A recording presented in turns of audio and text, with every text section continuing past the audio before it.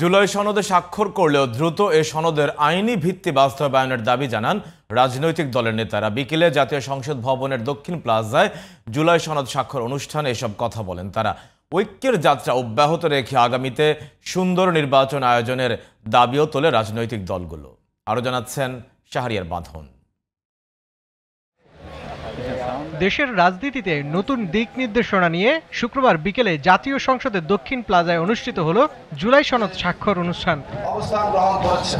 সরকারের উপদেষ্টা, ঊর্ধ্বতন কর্মকর্তা, জাতীয় ঐকমত্য কমিশনের সদস্য এবং রাজনৈতিক দলের প্রতিনিধিদের নিয়ে অনুষ্ঠানে যোগ দেন সরকারের প্রধান উপদেষ্টা ডক্টর মোহাম্মদ ইউনূস।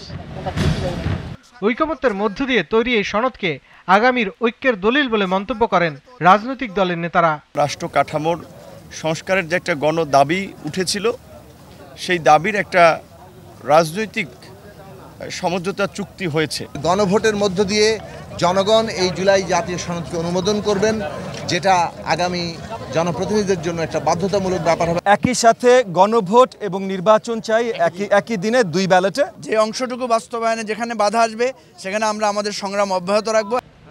আইনের ভিত্তিতে শীঘ্রই এই সনদ বাস্তবায়নের জোর দাবি জানায় জামায়াতে ইসলামী।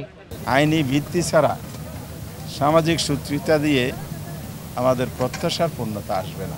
অতি অল্প সময়ের ভিতরে যে দৃষ্টিভঙ্গি এবং সিদ্ধান্তের ভিত্তিতে আইনগত সিদ্ধান্ত হয়েছে সেটাকে যেন এই সরকার বাস্তবায়ন করে। এক্ষেত্রে যদি সরকার ডিলে করে বা অন্য কিছু চিন্তা করে তাহলে আবার সেটা একটা জুলাইয়ের সাথে জাতীয় গাদ্দারি হবে। জুলাই সনদ স্বাক্ষরের মাধ্যমে রাজনৈতিক বিরোধ ভুলে এদেশের রাজনীতিতে আস্থা আর পরিবর্তনের নতুন অধ্যায় সৃষ্টি করবে বলে মনে করছেন বিএনপি নেতারা। সনদ স্বাক্ষরের মধ্য দিয়ে বাংলাদেশের রাজনৈতিক ইতিহাসে একটি নতুন অধ্যায়ের সূচনা হলো। এগুলো বাস্তবায়নের মধ্য দিয়ে আমরা একটি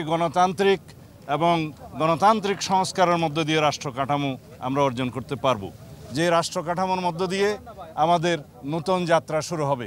তবে সরকারের কাছে শীঘ্রই আইনের ভিত্তি সহ জুলাই সনদ বাস্তবায়ন প্রক্রিয়া নিয়ে সুপারিশ পাঠাবে জাতীয় ঐকমত্য কমিশন। এই আইনি ভিত্তি দেওয়ার ব্যাপারেই আমরা সুস্পষ্ট প্রস্তাব করব সরকারের কাছে, এবং আমি নিশ্চিত যে সরকার সেগুলো দ্রুততার সাথে বাস্তবায়নের উদ্যোগ নেবে। শাহরিয়ার বাঁধন, জিটিভি নিউজ, ঢাকা।